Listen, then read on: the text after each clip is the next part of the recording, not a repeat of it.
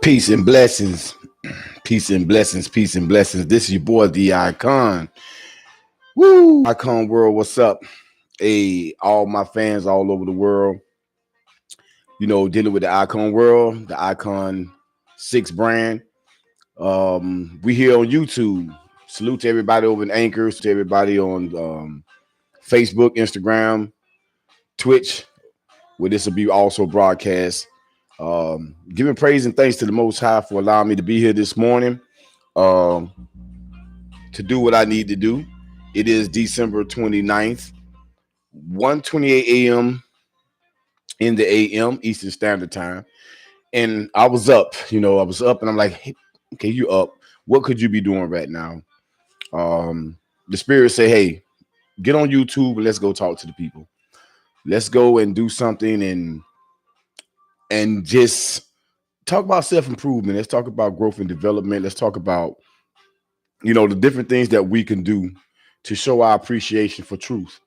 The Most High for allowing us to be in the frame of minds that we're in when we're in a positive space, overcoming a lot of the negativities of life. And I think that it is a perfect opportunity. It's quiet. There's nothing going on other than free-flowing thoughts. So, again, my name is Ronald Smith. I am the Icon 6 here on YouTube. You can follow me. I am the Icon bracket RS bracket. Hey, and I am an influencer. I am a motivational speaker, self-proclaimed. I get my authorities from Most High through my experiences in life and the interactions, the things I've been through with in my lifetime. I just want to let you know this here. I done 28 plus years in federal prison for conspiracy to commit armed bank robbery. And in those 28 years, I had a great opportunity to get to know myself a little better. I had a great opportunity to have the time extended to me to get to know myself in such a way that I can connect to positivity and connect to my humanity. So in saying that, I'm thankful that I was able to, you know, gravitate towards certain information, certain knowledge in that situation in a dark period in my life, and to regather myself, through the intervention, right, of Most High, because of rebellious thinking to truth and rebellious thinking to Most High, which is equivalent to each other. Truth and Most High is the same. I know some may say God, some may say Allah, some may say, well, by whatever name you call Most High, but it's truth. And it's the truth that is sunlight that illuminates in the darkness, that gives us the ability to see things for what they are and to see clearly. So I'm always thankful for the awesome blessing of being able to be sparked and to be brought into a form of truth or the truth. And even though I look at the truth and I can only give my perception of what I can see and what I can know of it and understand of it, and then, speak those things as it pertains to my life, as it pertains to what's going on in real time around me. So I'm thankful for that. Now, this was unscripted. This was not planned. Again, the spirit moved on me. I'm up. I fell asleep a little early, and it's almost like I rejuvenated, like my battery got, you know, fully charged. So I don't want to just waste this time not doing something, because I was going through social media. I was looking at a lot of different things, a lot of different clips, a lot of shorts, a lot of conversations, on YouTube, on Facebook, on Instagram. And I just like to get an overview of what the people are doing. What are we doing with our time? What are we doing, you know, with our money? What are we doing in terms of how we're growing with our families, or how we're growing with our significant others? What kind of relationships are we building with the people? What kind of love and respect and relationship we're building with the self? In a lot of the conversations that I have, I like to talk about the self more so than anything, because in understanding the self, it gives you the parameters on how to understand those around you, because we're not that much different. from each other. We're more alike than we're different. And I speak a lot about the social constructs and things like that. So I want to send a special shout out to Salty Coffee, my partner. And we have our websites and things that we do as far as podcastings and other things that we're involved in. Um, that's my beautiful other half over there. So I definitely want to send a shout out to her. And if you want to reach her, she's an advocate and activist for women, but her work also broadens out that men can be able to look into the world of our better halves, our counterparts, and what have you, that we perhaps can get a glimpse and try to understand some things about what our women are going through. So she can be reached at www.saltycoffeepodcast.com. And go in and check her out and like, share, and subscribe. It's for free. No charge at all. A lot of resources over there. She not worked for, is still working for Columbia University. For 32 years, she's been there. So she has a great amount of wealth of understanding and knowledge of a lot of different things. And we really want to get more women to connect to who she is and what she does. And you can, again, go into her website, www.saltycoffeepodcast.com. You can also find her here. When you go into the website, you'll be able to see all her links and all the things that she's doing, have access to the information that is public, that you can see her work. And you can find me on my website at www.theicon6.com. That's THEICON, the number 6.com. And I talk a lot about self-improvement. I talk a lot about what it means to take responsibility and hold yourself accountable. Those are the things that I'm most interested in, because I truly believe that when one can take responsibility for the things that we do, right, and hold ourselves accountable for the things that we do and or say, it gives us a sense of freedom. I know it does for me, because I blame no man. I hold no man or woman responsible for what I'm going through. I learned how to do that, because at one time I was definitely blaming a lot of people for a lot of my shortcomings and a lot of the things that I suffered as a youth coming on up, and eventually at the age of 19 being arrested for conspiracy to commit armed bank robberies and sent off to prison with a 34-year sentence, again, which I served 28 years, 1 month and 2 weeks of. So I want to get into this here. What is on my mind today? I have taken the position that in order to know why we do and say the things that we do and say, we have to have a comprehensive understanding of where do our thoughts come from? What are we pulling from that make us look at a world, right, or look at things as we can see them, right, in real time, and make decisions and choices that we make, decisions that are good decisions or decisions that are bad decisions, choices, whether they're bad choices or good choices. Where do we get our ability to formulate the thoughts, to go into motion, to do anything that we do?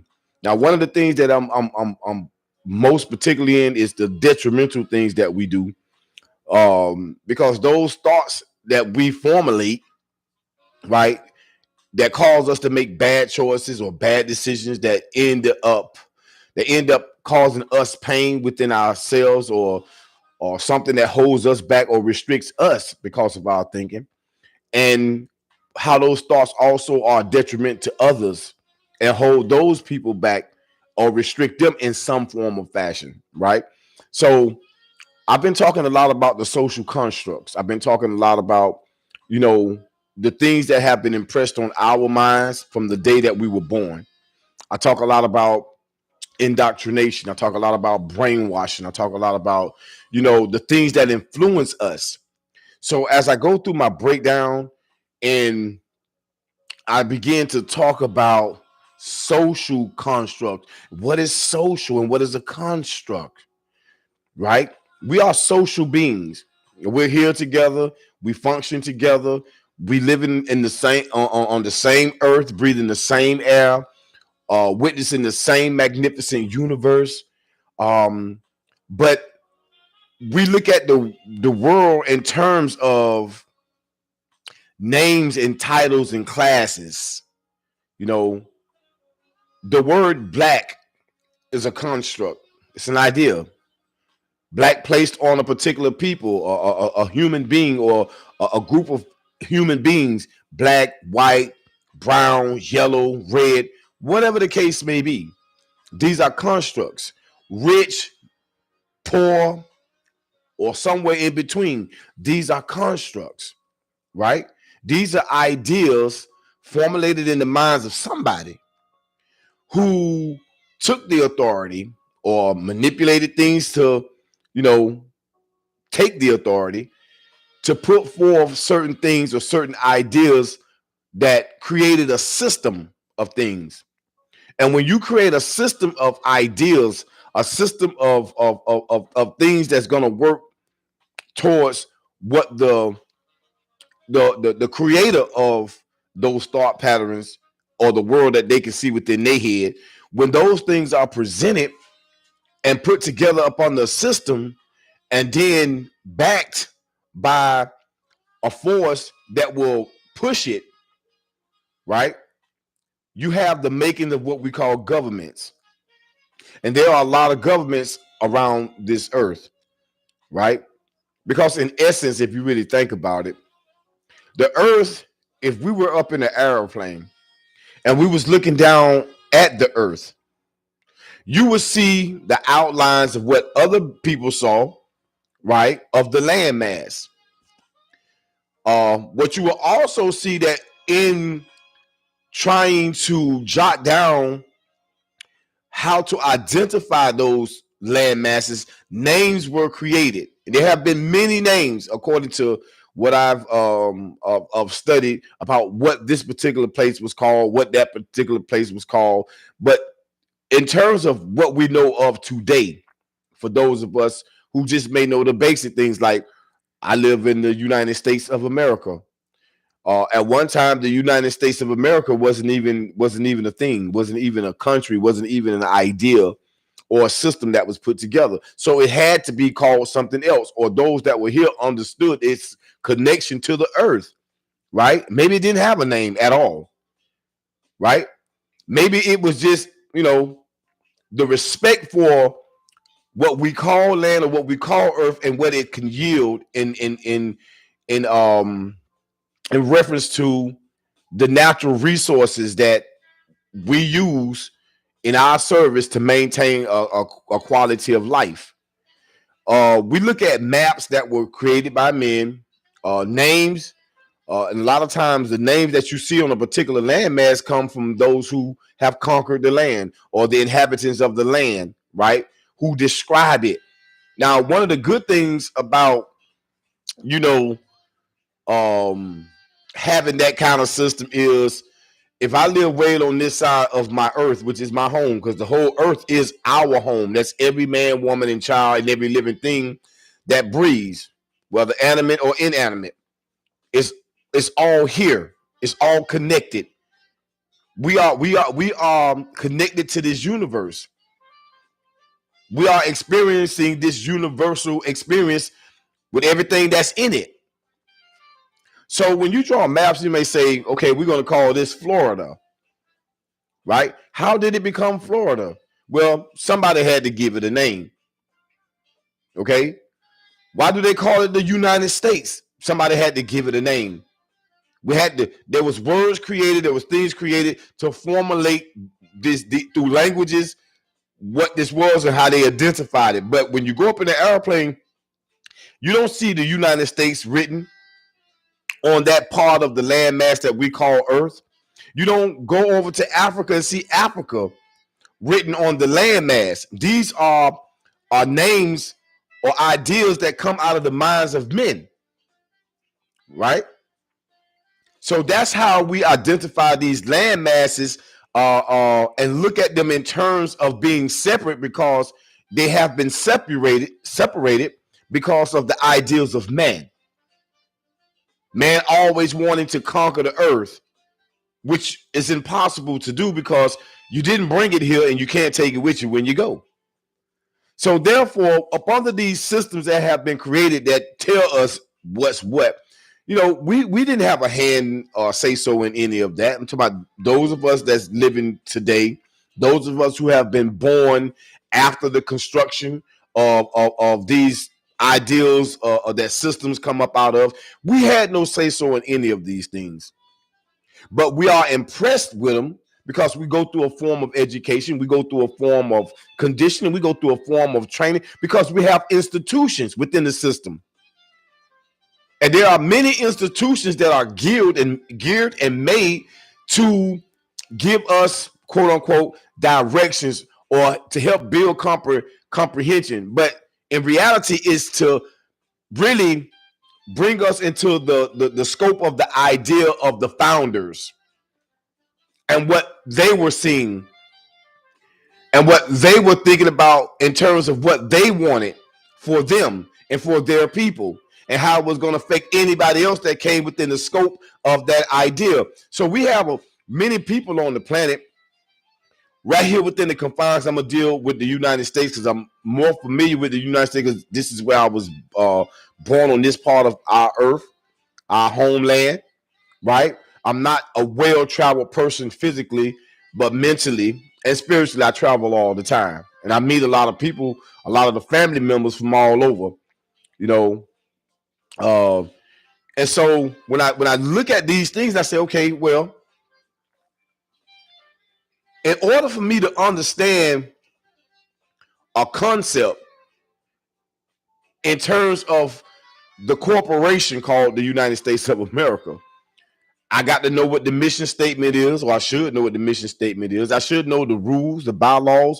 We should know the rules and bylaws of this corporate structure called the United States because that's what it is. All governments are corporations, corporate structures with mission statements, right? All governments have what they term their history or what their connection to intelligence is. They all have it. Okay, they break it down into the three major, which is socialism, communism, and capitalism. All of these things mean something, but all of these things are formatted before those of us who came into this world after the construction of it. We're the ones that are impressed, right? Impressed with the information from it on us on how we understand what that is. And depending on where you're born and whom you're born to and what connection they have to the understanding of these ideas, these constructs, is going to determine what class you're going to be in, potentially. Because you can be born poor, but with your natural or innate abilities, gifts, or talents, you can be identified and be put in a position to elevate from that particular class into another class. But most classes for most people are assigned, and most likely they're going to stay in those classes unless there's an intervention with truth to open up their eyes. And that's what I'm here for, to try to take what I was blessed with in the opening of my eyes during my prison term in federal prison, to be able to come share what was impressed on me, that I can look through the lens of truth and see the construct for what it is, and then begin to understand why I did what I did and why I said the things that I said and what led me to that particular cutoff from my family, from my friends, and from life. And going into this position where there was an exchange. My exchange was, yes, I lost a lot, but I gained a lot at the same time because I had nothing but time to think, you know. And I thank the Most High that my mind is geared towards, I'm a lover of education, so I didn't just waste my time in prison. I actually became a more educated brother, if you will, not by some school or some college. And I'm not knocking any schools or institutions or colleges or people that go to them, because it's the people. But I do understand that my information comes from a more, I want to say, authentic form of education minus those the architects and the holders of, you know, the power to run these constructs. So I wasn't taught by Yale or by HBCU or any. I was taught by nature. I was taught by my experiences, right? And that's what's real. Those are the real things, because no one can tell me how I feel or what I feel. Only I know what I feel and how I feel. Just as you're the only one that really knows how you feel. Now, a person can assume or speculate based upon their visual, observance of us. If we got a frown on our face, a frown on your face don't necessarily mean that you're mad, but the appearance or the perception would be that. Okay, a smile on your face don't mean that you're happy, though the perception, right, would indicate that. So when I really look at things, my book, right? Just like the Bible or the Quran or any book that's in physical form that you can open up with words in it. I come to learn that we all have a book, our own personal book. And it is our experiences, our memories of the experiences that we had that we should go to on a regular basis when we're going through something, whether in good times or bad times. Consult your book, your memory, your experiences, those things that help you understand, when you're in a particular thought pattern. So I try to deal with a lot of this here because, when I look at the world and I look how many of us are displaced, how many of us that do not have the ability with what we know to move forth to cause us to be more unified, more trusting, more faithful, more committed to positivity. So I began to understand through the construct what the negative and positive programming was. See, we're being programmed daily. Me coming through the airways at this time is programming. Now, based upon what I'm saying, and I'm taking the position, I'm going to say things that I hope will inspire positivity. Where there's disunity, that my words will cause us to think in terms of being unified. Where there's no equity, that what I'm saying will cause us to think in terms of equity. So this is programming coming through the airways on these social media platforms are our way of participating. So I always ask the question to myself, are you being a part of the problem or are you being a part of the solution? Well, I want to be a part of the solution, but I know I have to walk, the fine line, because I'm not perfect. I don't know everything. So I can make mistakes, So I try to take the care to let people know, right? When it comes right down to it, irregardless if you got your certifications from a school or your credentials from a school or just from life, we still human. We still are prone to errors and mistakes, and we have to be very careful when we come through the airways, because when people come to these sites, right, and they come on for whatever reason they come on, they're interested, or they just happen to be coming through and they seen something that caught their eye and then they tap in. It's going to be a form of programming. We're programming each other every day. And a lot of the times we're programming each other based off things that we've been programmed by. And a lot of those things are not good things. Case in point, and I don't want to be disrespectful to anybody, but I have to do my part in what I understand the truth to be. It is just my perception. If your perception is different, I mean no disrespect. You have your perspective, I have mine. I hope that somewhere in the middle, regardless if we agree or disagree, that we still can be brothers. I still can be a brother to my sisters, and that we don't cause gender wars or cause these so-called intellectual wars where we're fighting with each other, because that's not my intent. I don't come here with the intent to separate. I come with the intent to bring together on positivity and things that will enrich us instead of take from us and deplete us of our God-given, a most high given or truth given abilities to access our own gifts and talents and nurture them and cultivate them, that we can have a better experience if we're not having the best experiences in life that will bring joy, peace, and tranquility into the life. So as I'm going through this whole cipher of things in my head, and I'm thinking about myself in terms of when I open my book, I go back into my memories and the things that I've experienced, and I go all the way back. I know when I was in prison, I was a part of a couple of youth programs. One that was called TAP, which is the one that I was actively into. A program that was started by AW by the name of Miss Aducci.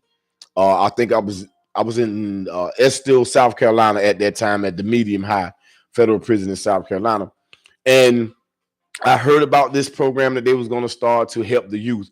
And at this point in my bid at that time, I was already leveling up and rising up in my conscious level to think in terms of more positivity, self-love, and the love for my people and the love for all people, right? So I wanted to do something to give back because I looked at my life. I grew up, my dad wasn't in my life, which impressed certain things on the mind and caused certain type of emotions. And they wasn't always the best thoughts of my dad. I mean, I loved him, but I couldn't understand why he wasn't in my life. But these are part of the constructs. And as over time, as I get into these conversations, I want to break those things down when it comes to how our children view us when we're not in their lives for whatever reason we're not. Though today, me and my dad, we have a beautiful relationship in terms of respect and understanding, um, because we were able to connect. And again, I'm so thankful that I could, by the help of the Most High, see things a little clearly and try to understand things a little better about my dad, because you know I don't think a lot of the times as children we think about, the backstory of our parents and what they went through and what they had to suffer up under these same constructs that in many cases they're not positive. So when I began to understand that there, I had to give way and have an open mind. And I'm thankful that I'm able to communicate with my dad when we do. We don't talk every day, but when we do talk, we talk long, and we talk strong, and we went through the process of forgiveness, taking responsibility and holding oneself accountable, and we was able to mend. So to my daddy, I love you, uh, uh, Mr. Albert Smith, even though the name Albert Smith is a construct, but my connection to the seed that was planted in my mother that brought me here, that I can be on this screen. So I salute my dad, Albert Smith. I salute you. I love you, Pop. um but in terms of going into my book, as I was approaching this youth program called TAP, Teenage Awareness Program, I don't know if that program is still in effect with Mr. Ducci, or it was something that was started within the federal prison. I don't know how much was gained because I eventually left that prison. But that experience for me was a beautiful experience for me, and I wanted to do something, or to be able to contribute and be a part of the solution for at-risk students, at-risk children. I don't want to call them kids, because kids are baby goats, and we don't have baby goats up under the construct. We have children as defined as extensions of ourselves, right? So in doing that, though, we was told that it wasn't a scared scrape program. What they wanted us to do was come in and talk about our life and what led us to that particular place in time. And I was cool with that. I have an interesting story.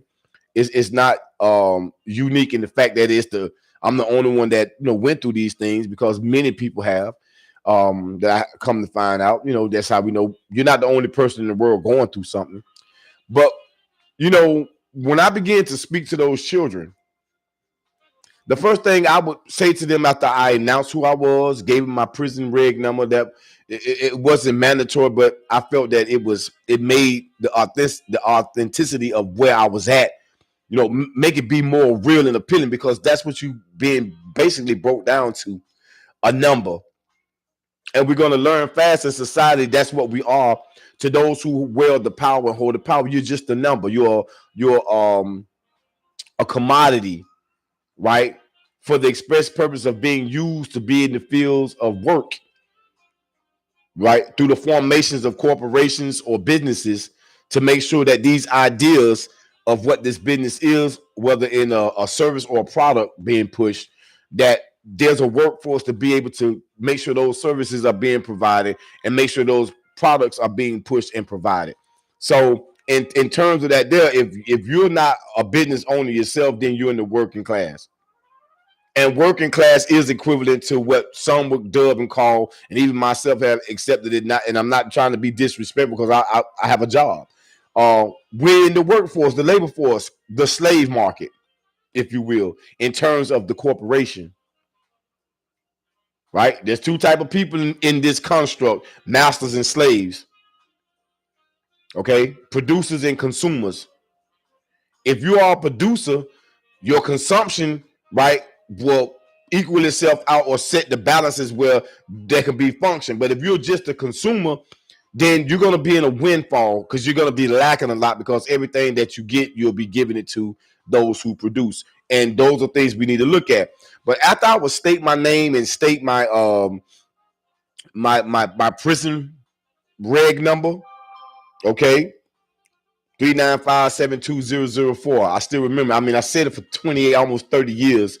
And sometimes I laugh because I got out in 2019, but it's amazing how I had to say it so much and use it so much that it's imprinted in my brain.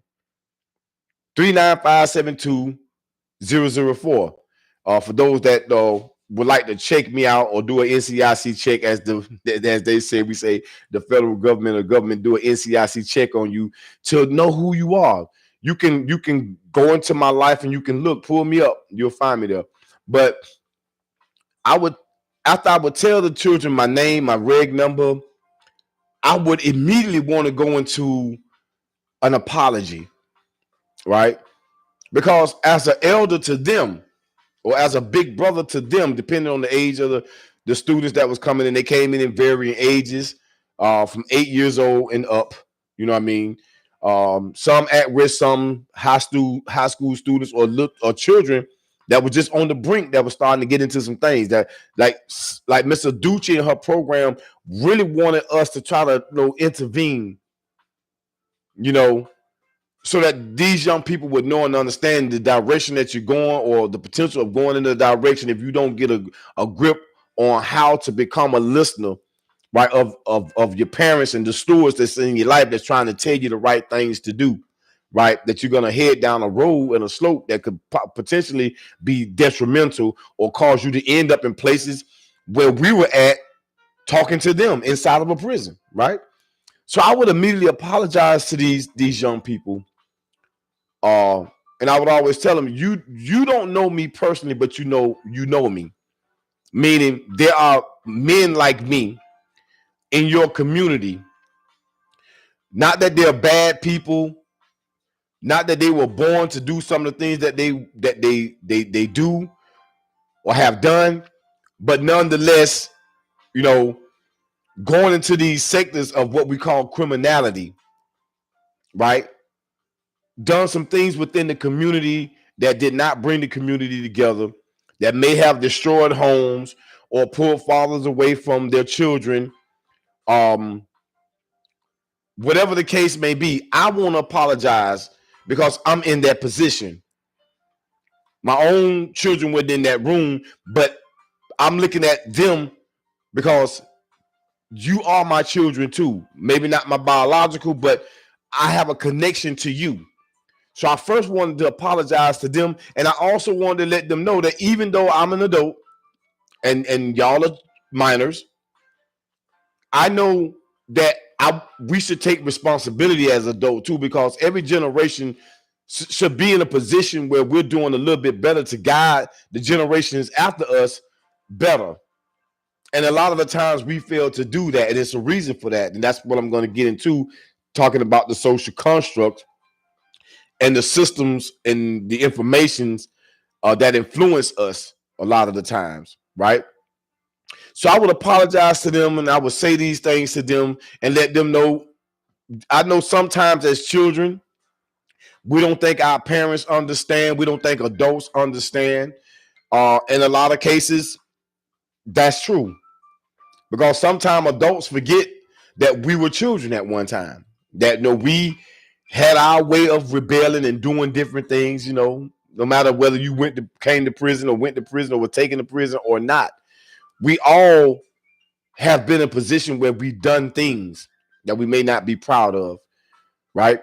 So in talking to these children, I wanted to set the foundation to let them know I'm not going to be the person that step in front of you and look down on you, because I understand that through the social constructs and those negative programming things, that's what we tend to do to each other. We like to look down on each other. We like to judge each other, right? And we tend to do this here because we don't want people looking at us and see our shortcomings or see our weaknesses or see our flaws. We like to point at the next person, not even understanding when you point, you got three fingers pointing back at you. We've heard that before. I know it sounds cliche, but it's the truth. And if your thumb curved like mine curved, you got a thumb that's curving back at you too. So I got four things pointing at me and one thing pointing at you. So who needs the most attention? I do. I got more reasons to be, critiquing myself, doing constructive criticism on myself. But when you point that finger, that's an indicator to me, at least in my opinion, that you don't want the light to be put on you, that people can see your flaws. And that's why you have a lot of people in this world that like to judge or point fingers at other people because they trying to hide something, right? So after I would lay this foundation with these children, and there was an immediate response to that, because our children want us to know that I just want somebody to listen. And because of my experiences in life, when I opened my book, I knew what that felt like. And I try to remind us as elders, those of us who are adults, we have to continue to tap into that. Remember, you was a child at one time. Remember, you didn't like to listen one time. Remember when you used to run from that bathtub or you didn't want to clean up or take the garbage out at one time. And even though we grew up in different eras of time, my time when I grew up, definitely spankings and beatings was not uncommon. And my great aunt who helped raise me, because my mom, may her soul rest in forever in peace as she holds me right now, because she's still here. That energy, that presence is still here. My mom, I watched my mom suffer with drug addiction for a long time. Beautiful woman, very smart, very intelligent. She worked, but got caught up in in her time, right? The heroin and then the transition to crack cocaine and what have you. So I grew up in the projects in Fort Pierce, Florida. I grew up on 13th Street, Parkland Court, Edgewater area, that part. And shout out to Fort Pierce, St. Lucie County, and all the surrounding counties around it, and the whole state of Florida and the United States, wherever we are. So as a child, I knew what that was. And you really be thinking in your mind that your parents or adults don't understand. That's a part of the social construct from the negative position or the negative programming that puts us in positions where we don't think in terms of the clarity of mind to do something positive. And that if we had a real connection with each other, if we knew how to conversate with each other and talk with each other and not at each other. See, when you talk at somebody, that's a part of negative programming. But when you talk with someone, meaning that you're going to do what they call the art of conversation, which is listening. You want to be able to listen, right? So that you can gather information and process it. We need to have like in these educational systems that they have, the basic things, reading, writing, arithmetics. That's the basic things that we need to understand the constructs. A lot of people don't get them. We have a lot of people that's in this country that are illiterate, that don't have a basic second grade or third grade education.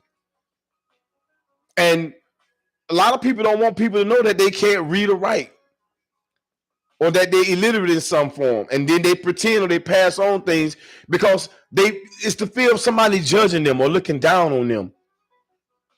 But that's the way the construct is. There's a part of the construct that causes people to be selfish instead of selfless, to be haters and backbiters and gossipers of each other, than to be a person that can be looked at as a source of help, of humanity, of generosity, of care, right?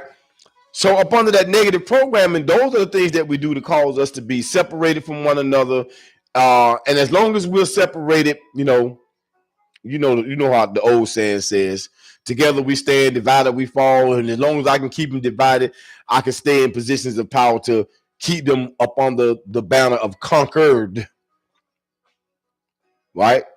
So what is the duty of a civilized man? The duty of a civilized man is to free a slave, a captive. And that's what I'm here for. And when I speak to people, I use that same format when I come on. Like I try to talk to people, talk with people and not at people. I try to use myself, put the onus on me, because I can talk about me. I don't mind opening up my life and talking about me and what I've been through, right?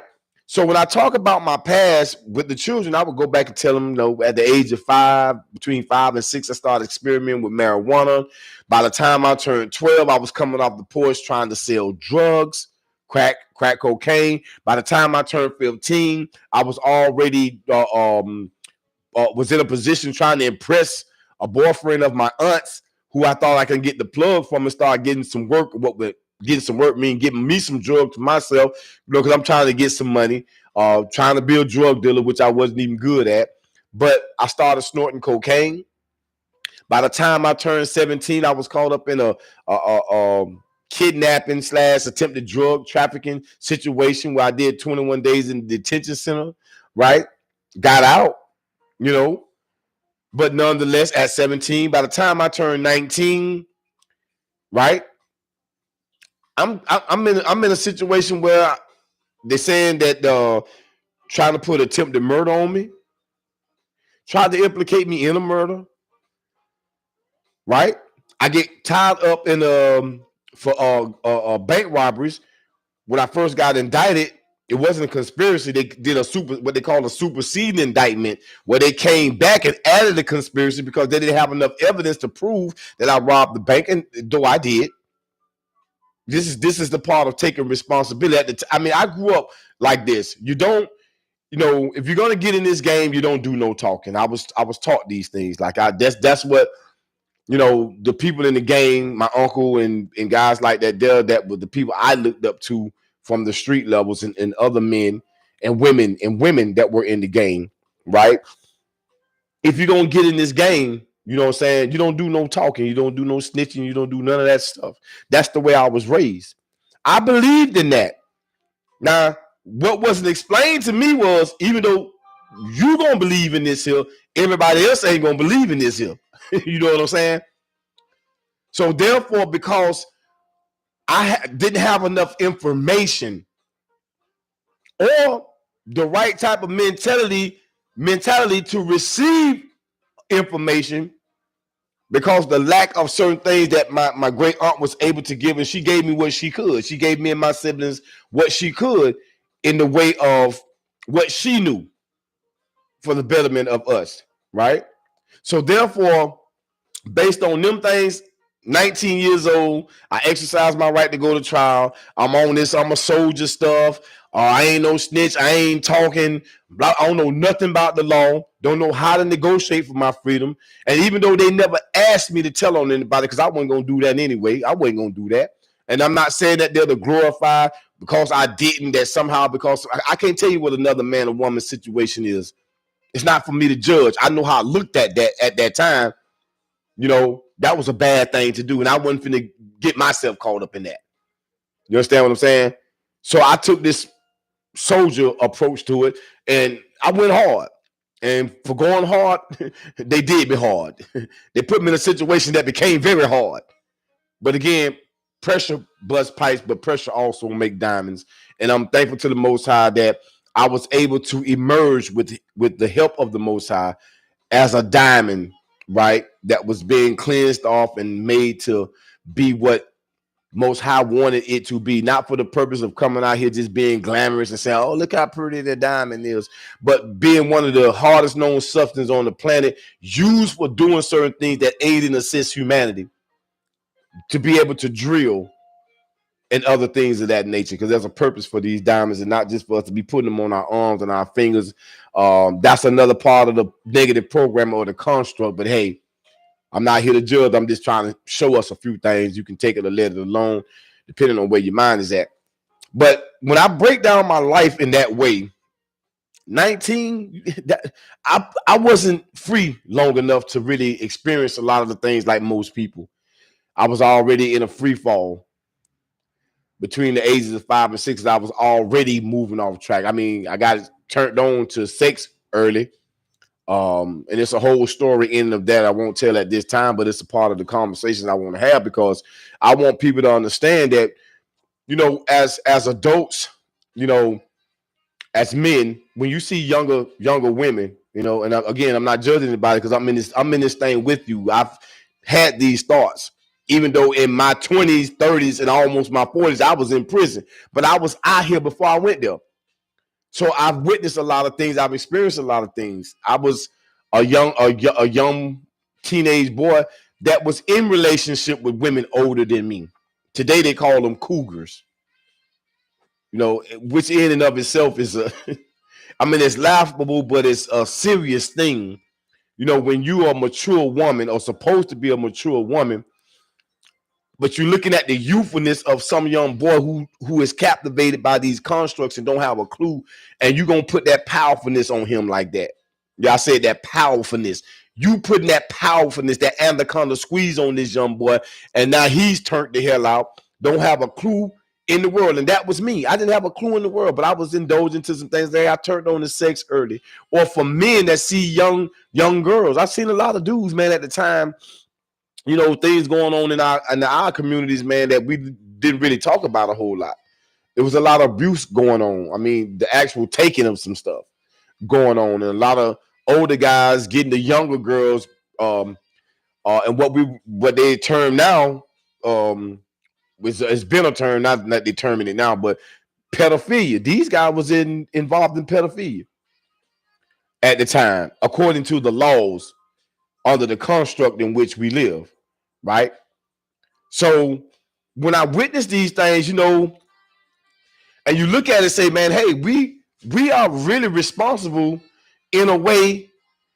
Not that I'm trying to put pressure on us, but the way we look at stuff, and we're supposed to take this stuff so that the next generation don't have to go through what we go through. But there's been a breakdown and a failure, because every generation that's coming after I was born, they beautiful people. Our young men and women, they are beautiful, strong, have so much potential in them. But upon the construct of mentality that we have, we don't give them the proper connects. They don't get the proper connects to the truth. They get the proper connects to the programming, the construct, the idea of somebody else. And again, we live in a capitalistic society. So that's what we're teaching them. Materialism, not spiritualism, materialism. Materialism outweighs spiritualism. There's not even a balance there. It ain't even balanced.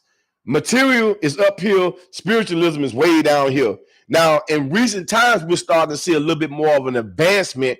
And well, because of oppression and depression and all kind of things, pressure that's being put on us, it's actually waking some people up to where the scales are trying to tilt a little bit. But we need spirituality to do this and materialism to do this. We don't want it to be right here. At least I don't. I'm going to say me, because I can't speak for you. I don't want it to be spiritualism, materialism. I want my spiritual to tilt to where it's more prevalent, because in my spiritual and mental realm, with the right comprehension, the right understanding and connection to truth, I can better understand the materialism, because I'm a being in a material body. Okay? So in the material realm, there are certain things that this material body needs to function. But the doesn't supposed to become the priority over the mental, because it takes the mind to be able to cultivate the physical or the material. But when we have material up here and spirituality down here, that aspect rules over the mind. And you can see the things that we're doing for the material. This is the way the construct was set up for us to be that way. So that those in power and control, right, through whatever way they came into power and control, and we can talk about the ways that they came in power and control, which I'm not even mad, because at this point, I think all of us should be trying to understand what this is, and that we can formulate our own construct within a construct, that we can be moving off positive programming instead of negative programming, where we can come together as a collective, irregardless of what your class, color, creed is. Irregardless, whether you Democrat or Republican, those are constructs. When you was born, you was not born Democrat, Independent, or Republican. You was not born Muslim, Jew, or Christian. You didn't know nothing about that stuff as a baby. These are things that were impressed on us. We didn't have no say-so in the matter. Now, as we get older and we become more enlightened, we can start to make decisions on what we participate in. But for the most part, the damage has been done, and for a lot of people, it's hard to come from up under these constructs. It's even hard for people to come listen to these kind of conversations, because it's like you almost feel like you're trying to be robbed or manipulated from having your fun or having your truth. What all one is really trying to do is connect you to the only truth, and how we should approach it through the natural order of things, because there are natural laws that govern this universe. And again, we are a part of this universal experience. Okay? Now, I've already been going for like 51 minutes. So I don't want to keep you long, but I just wanted to come in and have this conversation. I'm going to post this and send it to a few people, because I'm here. Wherever I can use my voice, I want to use my voice to talk about these constructs and talk about these things. And again, as I was talking to those children, the same way I talk to each and every one of you, my family. Not talking at you, but talking to you for the express purpose of talking with you, because right now it's just me talking. There's nobody in this room. It's 2:20 in the a.m. Eastern Standard Time. I'm here in Jacksonville, Florida, my second home, right? But as I begin to talk and put this out there, what I'm hoping for and what I'm aiming for and what I'm focused on is making connects with people, so we can open up this dialogue, so we can talk about the different institutions of learning that gave us our value systems, our principles, what our morality is supposed to be. You know, how we understand economics, how we understand how to develop it socially, our social skills. You know, I believe in group operation and group cooperation. Okay, those that run the world, they understand what group operation and group cooperation is. They understand. That's why they're in power, right? So that's why I'm here. I'm not being afraid. Not that I'm saying I'm the most courageous guy in the world, but I don't like anything to make me feel afraid. So I have to trust in the Most High. I know I'm living on borrowed time, because we all headed. We got an expiration date. We headed somewhere, and I didn't want my legacy to be, oh, he was a guy that robbed banks, and you know, the accolades I get from some of my peers and guys up under me that look at me a certain type of way, that give me respect. You know, and I don't want to be respected because of something I did that took me away from my family. Though on a street level, the guys respect me in that way. Those my homies, those my peers, and I love my family, because those are extensions of myself. That the people I grew up with and know personally, or those that know of me and my story, right? But I didn't want my legacy to be me not using my talents and using my gifts to expand it and show people the glory of the Most High, and what can happen in your life if you just make mental adjustments, if you would just have an open mind sometime to listen instead of criticizing, but to actually listen to someone. Because a lot of the times we don't have because we don't listen. We have not because, you know, We strive not for understanding. And that's why I'm here. I want to come here so that I can give my portion. Now, those youth programs that I was in, the other one was called Youth Encouraging Supporters. We was online to get that started at another spot I was in called in Coleman, Florida, at the Coleman Low. I was at the Coleman Low at this particular time, but because of some technical things that went on, we wasn't able to actually get the children in that particular prison. They had a compound, they had a penitentiary, they had a medium high, and they had a low facility where I was at. These are security levels, and a women's camp. So we wasn't able to get the children there, though it was gonna be the same type of experience that I was doing with TAP and opening up my life, because that's what's gonna have to happen. And if we want to see a change in the world that we live, some of us don't got old and stuck in our ways. And some of us don't got older and we want to live vicariously through our young people.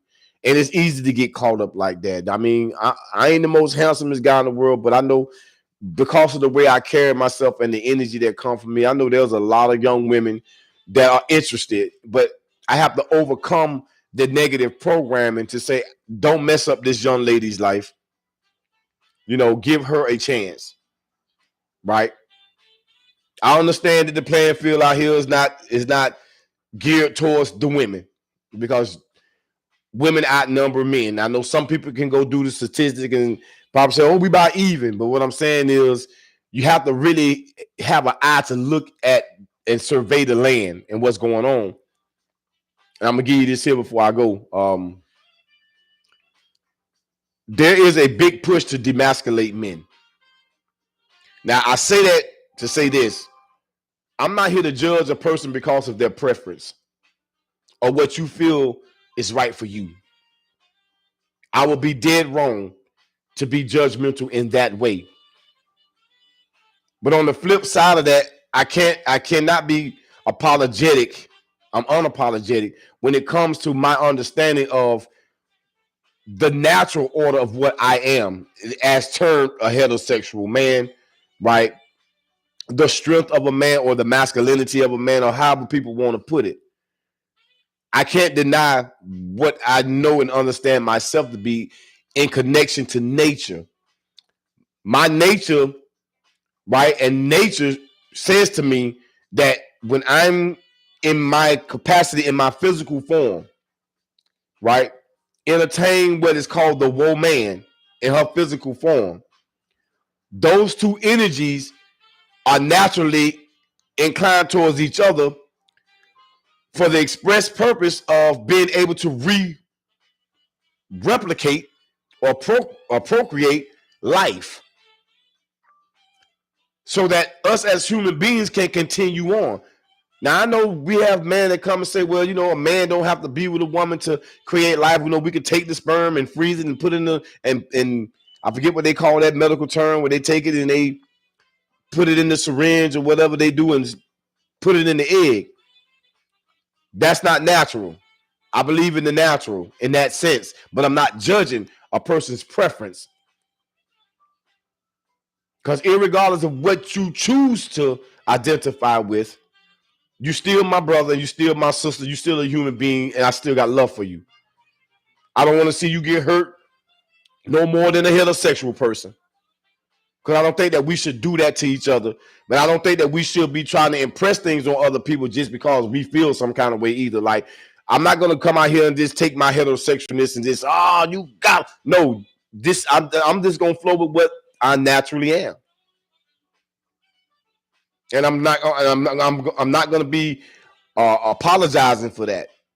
No more than another person feel they should have to apologize for what they apologize for. Now, I've been in conversations where I had to talk to a few of my brothers and sisters who have chosen the preferences that they have. I have people in my family that I love dearly and will go to war about dearly, who have preferences. They have chosen, and they live a lifestyle. And yes, I will go to war for them. I will, whatever I have to do, because they deserve the right and the opportunity to live. I believe strongly only God can judge me. Only the most. Let the truth decide what that is. Not negative programming that says I'm God over somebody. So I just want the family to know and understand that. But there is a way in the world for us to be able to make the connections that we need to make, to get back on some form of solid ground, or to be placed on solid ground. Because for many of us, we never been on solid ground, so we never had a real foundation in the first place.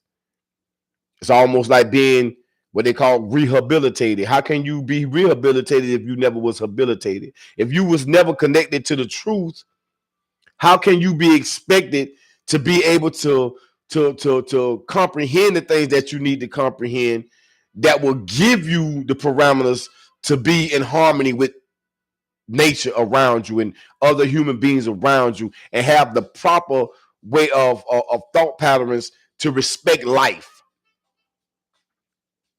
Rehabilitation means to be habilitated again. Many of us, regardless of whether you went to what they call a prison, which is just another place on the earth that was set aside with a gate around it or a wall, the human beings that work there or the human beings that are inmates there, they still people. I know we look at some crimes as more horrible than the next crime, and there are some crimes I look at, I still have a hard time, like children and elders. That's off limits. Any wrongdoing to any person, regardless of their age, should be off limits. But I'm just speaking from the turn of a baby and young people, those our younger people that can't defend themselves, and our older people who can't defend themselves. That's really taking advantage for those that do that, because you wouldn't come to a person that's able and willing and ready to go to war and do that with. So I don't look at, I view that they're kind of different. You know what I'm saying? We shouldn't be doing anything to hurt each other. We shouldn't be, though we do. And that's what I want to get to the bottom of. Let's understand why we're doing these things. And I'm not trying to say these things to come and say you got to stop having fun and that you shouldn't go get you some Gucci and whatever. But I want you to understand what Gucci is and what Michael Kors is and what Mercedes is, and like these, in the principle of what it is was what I'm trying to say. Now, I shouldn't even call those names because they don't pay me. But then again, I just want truth to be told, whether I get paid or not. But I do understand what business is, you know?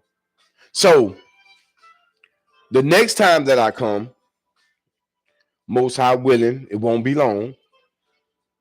I just want those that will hear this particular live, the replay, right? We have a responsibility and an obligation. Those of us who say that we're conscious, and those of us who say that we're life coaches and that we're counselors and what have you, we have the awesome responsibility to seek the truth, understand the truth as best as we can by allowing the truth to open up our minds to the natural order of things. We have the awesome responsibility, once we come into the knowledge or the information and there's understanding, that we should have the wisdom to apply what we know and understand. That if we're going to be quote unquote counselors, we just human beings. We no different from nobody else because we go through stuff. But if you have the desire to want to help somebody, then I'm saying this because of that. If we're going to be called counselors or influencers or motivational speakers or preachers and ministers or whatever the case may be, because I salute all the men and women on the battlefield that's doing this work. Those who have come before me, those who are working in real time right now, that I work along with or try to do my part in this work of trying to help uplift fallen humanity, and those that's going to come in the future. We have the awesome responsibility of looking at these constructs and how they affect us, from the negative programming of it, and how we should connect our people to the positive programs of it, and how we should use the truth to help us develop our own constructs. It's going to take unity. It's going to take a repositioning of the mind. We got to be re-educated, re-indoctrinated with truth. I mean, I got to call it with it. I know it's going to sound bad, but we need to be re-indoctrinated with truth. Not that we can force it, but sometimes it makes me feel that way. I wish I could just force it on us because, man, when I didn't know and I began to know, it's like, I want people to know so bad. But hey, man, listen, you got to remember, Ron, there was a time when you didn't know, Icon. Nobody made you learn it at a certain speed, but I'm saying it is my duty and my responsibility based upon what I know, not to be afraid or overcome fear. Because there's going to be a lot of people that don't like what you talk about for fear of thinking that you're going to pull them away from a congregation or whether you're going to pull them away from doing business. And I would say and challenge those of us who are in those positions, what's most important, your bottom line or the life of the very people that you need for the bottom line? I think the people are more important. The people are definitely more important than some made up construct called currency and money, because money is an ideal. Me and Salty Carpet was talking about this the other day on our series called Outside the Box that we do on this app called Stereo, but we live stream. And you can go to the websites again. I'm gonna link those things again in before I end this here. That we live stream on YouTube, on Twitch, on Facebook, right? And these are recordings. You can get the replay if you go to our web pages, which is www.saltycoffeepodcast.com. That's SALTYCOFFEEPODCAST, saltycoffeepodcast.com, and www.theicon6.com. That's T as in Tom, HETHEICON, the number 6.com. You can find all of our links on there. You can run through and see some of the things that we have in the way of our postings and what we're connected to, some of the references. She's in New York, I'm in Florida. But we try to be a source of references. She's helping me a lot with a lot of different things. So shout out to her again. But these are the things that we're trying to do and establish. So on Outside the Box, we definitely talk about these constructs.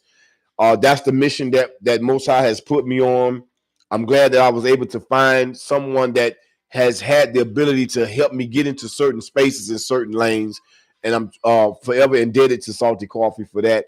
And all of the men and women and the women that have been in my life, whether good experience or bad experience, I have learned from each and every one of you. And I'm thankful to Most High for you, right? It helped me to develop the character of the man that I'm still growing into, right? Because there's always room for improvement, always room for improvement. So I know I said a lot of different things, but I wanted to connect on the basis of what the social construct is, these ideas that were impressed on us that we had no say-so in, that we follow every day. Most of us, we don't have an original thought of our own. We draw from things that we've been taught or things that we have seen and experienced in the environments that we be, up under the circumstances that we're up under. And when we go to do problem solving, a lot of the times we don't come up with the best solutions because we don't have the right connection to truth from the beginning. You can't live in a capitalistic society and think the majority of the people are going to be connected to truth, because you wouldn't have the workforce if it was that way. And that's what I have the problem with. Now, everybody ain't going to be a business owner because everybody don't ascribe to be that. So those in power, as far as being able to move your products or provide the services to make money with up under this construct called capitalism, you're not going to lose anything. We benefit as a collective. We lose, right, in our individual self capacities. And those that are empowering the authority, that have the power, the authority, and the control that run the construct, they understand that. They understand what group operation and group cooperation is. And they don't let petty things keep them divided. I mean, they go to war. You go in history, you talking about the Civil War. These are brothers going against brothers. Okay? But at the end of the day, there was the formation and the foundating of the United States of America, one of the most powerfulest countries in the world by way of its military might. And salute to every person that's in the military, each and every one of you that serves. I have nothing but the utmost respect for you in the capacity of what you feel in your heart as being someone that puts it on the line every day, every night, whenever you're called upon to go in and to sacrifice. God forbid that something happened to you, but called upon to make the ultimate sacrifices for those of us who enjoy the privileges that we have. The privileges most of you the time. So I have to always give high praise to Most High for those men and women that fight in our armed services, and also to the men and women that work on whatever job that you may work on, that's out here putting it on the line every day, also to make sure that certain things are happening. Again, like I say, I'm not totally against the construct. I just want to find the positive aspects of it, that we can be programmed from the positive programming as opposed to the negative programming. That's what my whole thing is, because I think that we can do so much better, and we should desire it. I think most people desire to do better, we just don't know how to do it. And if I can be used as a link in some form or fashion to link us to that, or give us that spark or that ideal, that's what I'm going to do. And I'm not really worried about what people think about me. I'm not really worried about any criticism that's going to come, because it may come. I mean, it comes all the time. But that's a part of life. That it's a part of the territory. To do this work is not an easy work to do. But the truth demands a response. So it's a work that has to be done, because I've learned no matter how much I try to run from doing this work, it seems like the Most High keep me living and bring me right back to it. So you're going to deal with it one way or the other, Icon. And that's what I want to say to the men and women out there. We can run like Jonah from the mission. Our mission is to get to Nineveh so we can tell the kings, not just one person. We talking about the king, or the authority in every man and woman and child that can understand or comprehend that the Most High says, because of all the things that done happen and that we've been affected by and are doing, whether you know or don't know, that when this information come and this truth come for repentance, the shaving of the head in sackcloth, and atonement, right? That if we go through this process, that the Most High will heal the land. Because when we repent, when there's atonement, when there's forgiveness in the land, when we begin to start to turn back to let the truth turn us back to the natural order of things, there will be a healing in the land. In the land. They say your body come from the earth. We are beings of energy. We call it intelligence or consciousness, or whatever the case may be, in the earth. When we can be repositioned to turn back to the truth and be connected to the truth, there will be a healing in the land. We've been in the belly of the whale for quite some time, because negative programming causes us to run from the mission of life, and that's to make a connection to this universe, that we can be a part of it and have a great experience. Some just learn how to manipulate that there and take things for themselves, and it's time to return the homeland back to its rightful owners, and that's every man, woman, and child, and every creature that lives. As men and women, I truly believe we're supposed to be the guardians of our homeland. There's no need for the bickering. There's no need for the competition. There's no need for the me versus this or country versus country. I mean, we've had enough warfare. We understand war is money. Not going to get into that at this time, but trust and believe is gonna happen. Not for the purpose of making us turn and say, let's destroy the government. No, let's do what we can to galvanize and pool our resources together and unify so that we can let those that we put in positions of power and authority know that it's time for a change. The history of war and wars before it, we can't just put it on one people and say that it haven't happened across time. You know, war is a thing that's been going on for quite some time. And honestly, in my opinion, it's time out for that. We need peace and healing, not war and killing. We need peace and healing, not war and killing. We need stable families, functional families, not dysfunctional families. We don't want our children turning from gizmo into that gremlin that was out of control. You understand what I'm saying? So I hope that, anything I said of truth, that you would gravitate towards it, that you would, have an open mind to receive if you can, if it's something that you feel that you can get with. If I said anything that was wrong, please give me the opportunity by leaving a comment and directing me and helping me become better. Because again, I'm not perfect. I don't know everything. I do this from the pure love of humanity because I was shown tremendous amounts of mercy. I was given a second chance, right?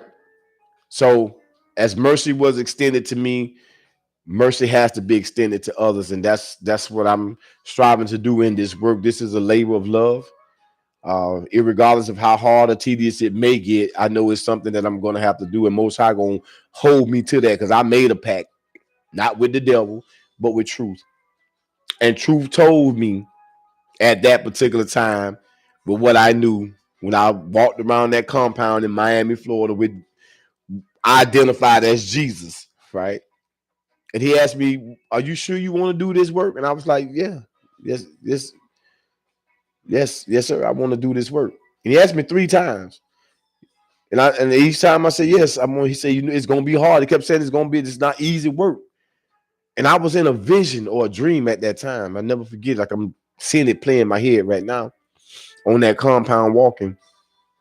And I remember saying at that time to Jesus, at what I could identify, because I was raised up in a Christian church, what was impressed on my mind and through religion of what God or Jesus was, that's what I knew. So in my thought patterns, of course, that's what I was gonna envision in my mind. But 3 times, you sure you want to do this work? It's not gonna be easy. It's not gonna be easy, Ron. It's gonna be hard, bro. And it's like, yeah, I want to do it. I was in trouble at the time, and I wanted to do something to show the Lord that if you help me get out of this one, as I've had said so many times, oh Lord, if you help me get out of this one. And each time the Most High gave me clear passage, man, to make it out of something, not allowing me to make it out of something to continue to do wrong. But this is the grace of the Most High, man, the mercy of Most High. When the truth allow you and the universe works in your favor to pull you out of something, and how ungrateful we become after being grateful and begging for the opportunity, that we slide right back into the same mess, like the dog that returned to the vomit. I've eaten a lot of vomit in my life, and I'm tired of it. It's nasty. I'm tired of it. It's time to do something different. So in my latter days going up out of here, I'm gonna still stand on the front line. I'm not gonna be no sideline soldier. I'm gonna get right in the thick of it. Not by marching with flags and tearing up the neighborhood and the community. We ain't gotta do all that. But what we do have to do is come together as a solid wall with love and respect in our heart for humanity, for each other, regardless of your class, creed, or color, or nationality.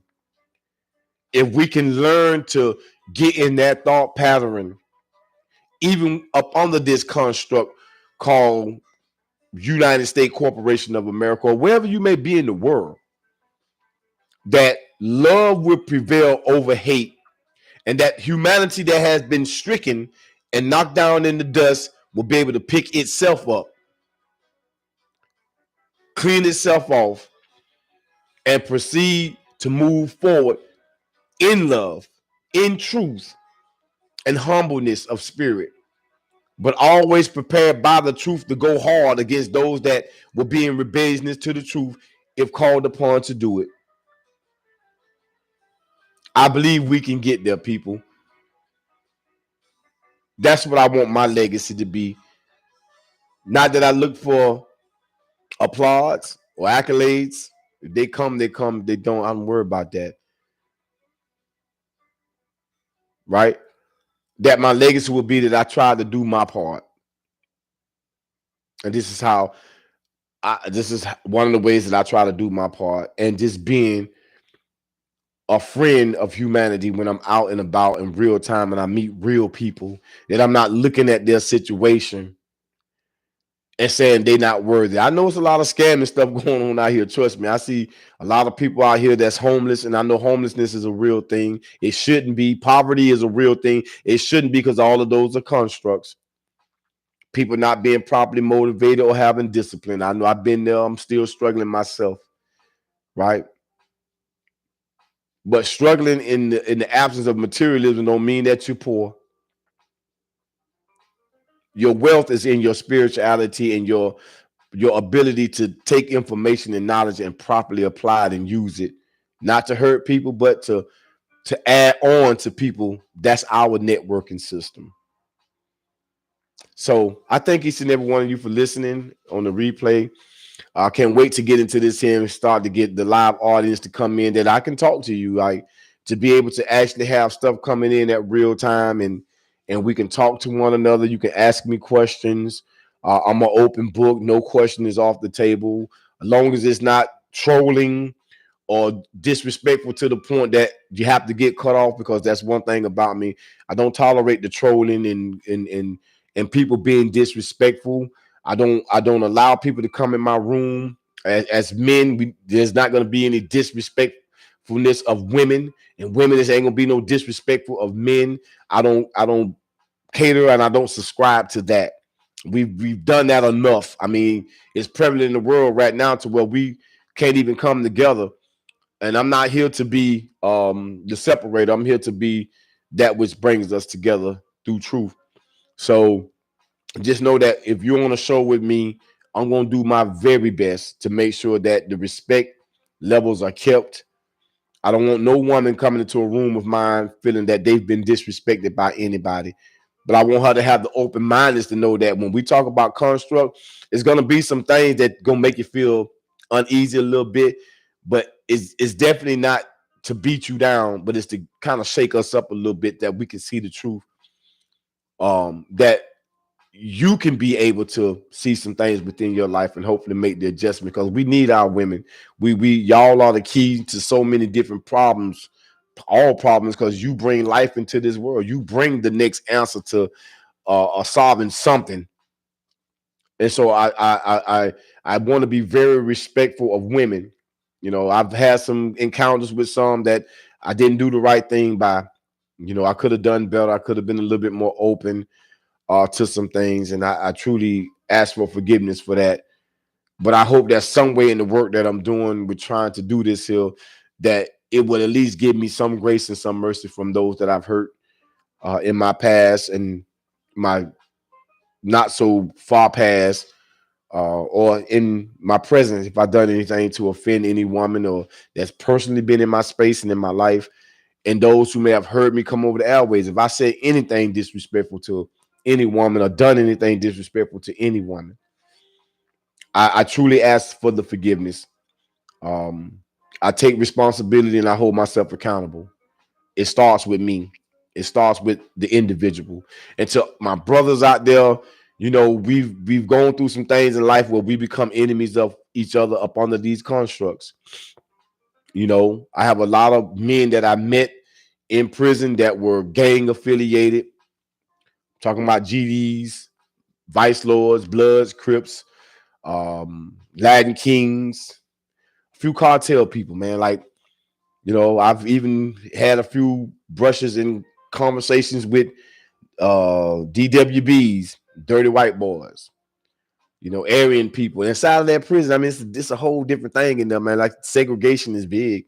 Uh, and it's the microcosm of the macrocosm. That's what prison is, the microcosm of the macrocosm, this so-called free world out here. But those men and women who are involved in gang activity, those are our family members, man. And up under this construct, that's why they're at odds with each other. But if I can be, if my voice can say something, because I met some good men that wore these banners, and they ain't no different than those that call themselves Democrats and Republicans. Look at the stuff that Democrats and Republicans do to each other. So, you know, you definitely ain't in no position to look down on the gangbanger because they flying colors and, you know, oh, they killing. I mean, look how much death don't came up under these titles in our political spheres. It's just time out for all of it so that we can get back to a point, or get to a point of connecting people to what it is to be human, and to know that it's okay to have love for somebody else, and not to be selfish but selfless. Give, and let's take care of the earth. Let's take care of the air. We need air to breathe, man. Come on, people. You can't go over so many minutes without that air. You can't go over so long without that water, so long without that food. So we definitely want to do things to take care of the earth. But most importantly, your mind. Your mind is the greatest asset that you have. If we're not protecting that, and if we're not using it, trust me, somebody will overtake it and use it. And that's what we see in the world today. There has been a hijacking of the mind from the time we was born. And truth is in the world. Again, another opportunity, because when he, the spirit of truth, comes, or she, or when the spirit of truth comes, it will guide you into all truth. It's going to seem strange to you, but don't you want to know the truth?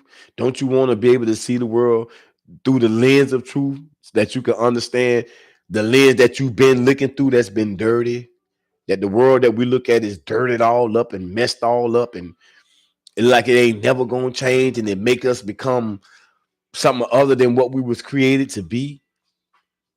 I think that we should give ourselves that opportunity. I know that I am. I'm going to continue to move no matter how hard it is, how much struggle.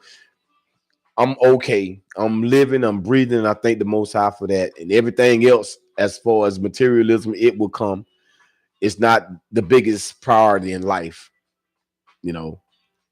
So I'm going to get ready to end this thing. I am The Icon. Once again, visit the website, www.theicon.com, and www.saltycoffeepodcast.com. Come and sit with us.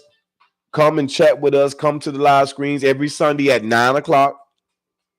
We do live stream on YouTube, so you can either find Salty Coffee or find myself right here on YouTube, or you can go to the website and we live stream over there. We're also on Facebook and Twitch. So with that being said, I'm gonna wish my son a happy birthday, because today is December 29th, even though we're not on the best of terms.